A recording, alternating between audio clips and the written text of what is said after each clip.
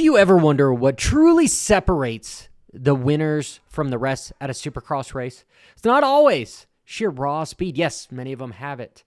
But stay tuned as we discuss the incredible, subtle, yet race-defying line choices of the top pros at the Super Motocross Playoff Round 2. The ceiling is fixed. It's closed, so we don't have to worry about lightning canceling anything. That's going to be nice. You're going to see all the motos, which is great. By the way, there is a coupon code down at the bottom for $10 off. Doesn't do a whole lot, but could save you just a little bit. You know, if you have 4 kids, that's $40, right? That's a bag of popcorn. Maybe bag and a half. I don't know. Anyway, I digress. Let's dive into the race. So the track, I'm going to go with blue because truthfully, I believe Tomac, come on, don't let me down. Tomac is going to win this sucker. Where's the start going to come from? Well, I have it backwards there with the arrow. It's going to come on the inside rather than the outside. This gate sucks. And then also this gate sucks. Unless you're going to do something like, I would say, Joe Schmoto at the last race, where you're just going to come in and you're going to try to cut some SOB off, which is very racy. It's very strategy. I mean, I heard this week that Jason Lawrence parked next to somebody after having a second fast heat. So he was able to line up next to Dungey and then just pulled his tear-offs before the gate dropped. I thought that was some shenanigans that was entertaining.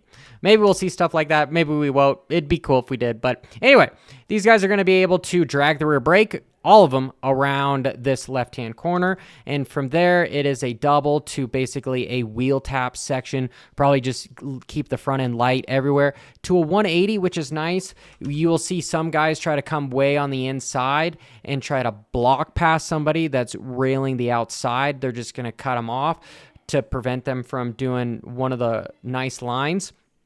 And this track, I believe, is going to be almost full-blown Supercross suspension. Yeah, there is a bunch of sand sections here because, you know, there's one here, there's one here, there's a little bit of landing in here. But ideally, a stiff setup shouldn't hurt them too much. It's not a long section, so it's not like Charlotte where it was just wide open. Those guys aren't going to have to be geared for top speed. This is more of just acceleration, and it's going to be stiffer, so you won't see guys kill themselves in the rhythm sections.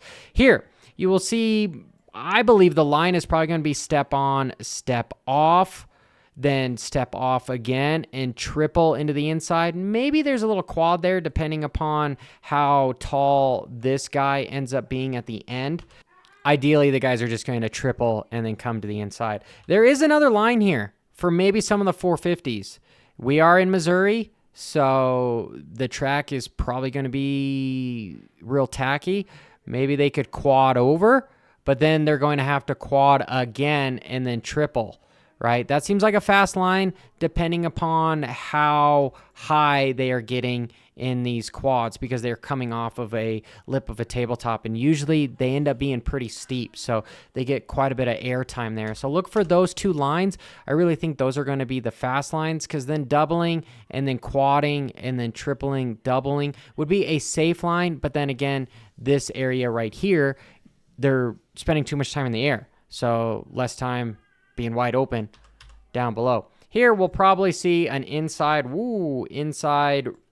sand section to an outside sand section, but they're probably going to intersect where guys are going to be going outside in, so they're going to connect at some point. Here, guys are probably not going to try to follow each other because sand with goggles, you can't see anything, and then if that ends up getting inside your goggles, well, you're going to have a Chase Sexton incident where, you know, you're going to try to take your goggles off, and then you're kind of SOL from there.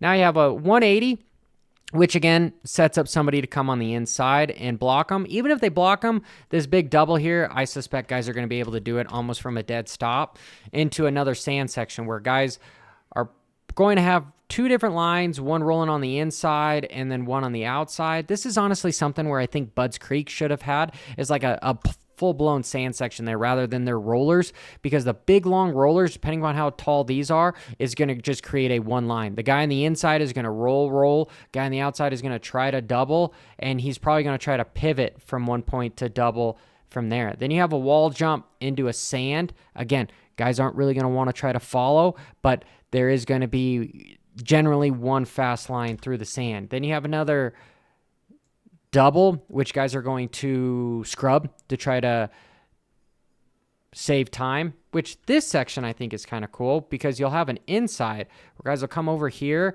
and will somebody be able to triple that? I don't think so, because then it doesn't set them up for the next section. So they're just going to come in, double, then you have this step over jump.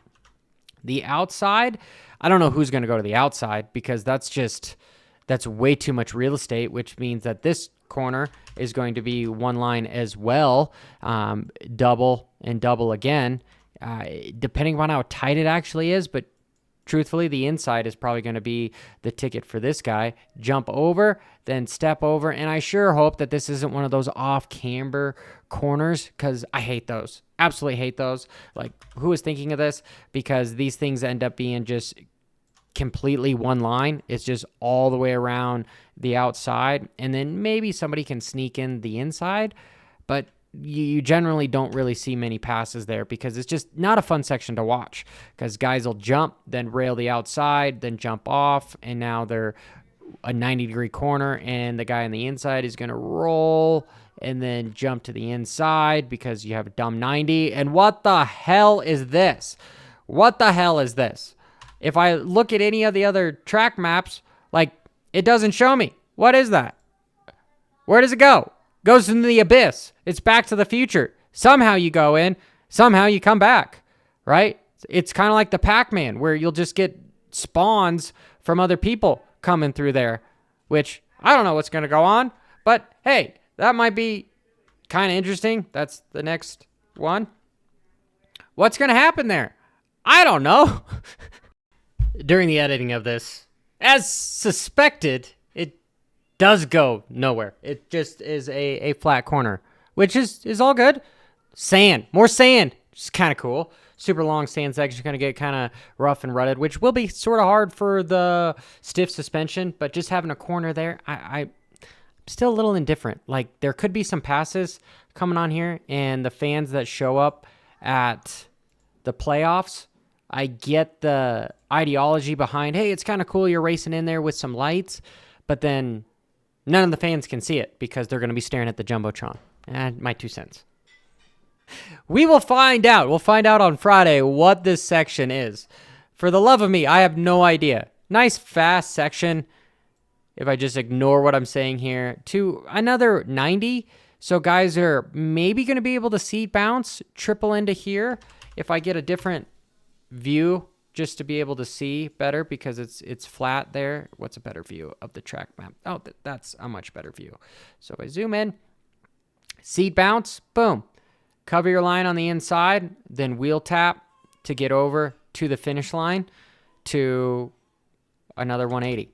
Here, I don't believe anybody's going to pass unless they're able to haul ass on the inside of them here. That might actually be the passing point, is we'll see something in this section coming out, is somebody being able to just have more motor to be able to get them.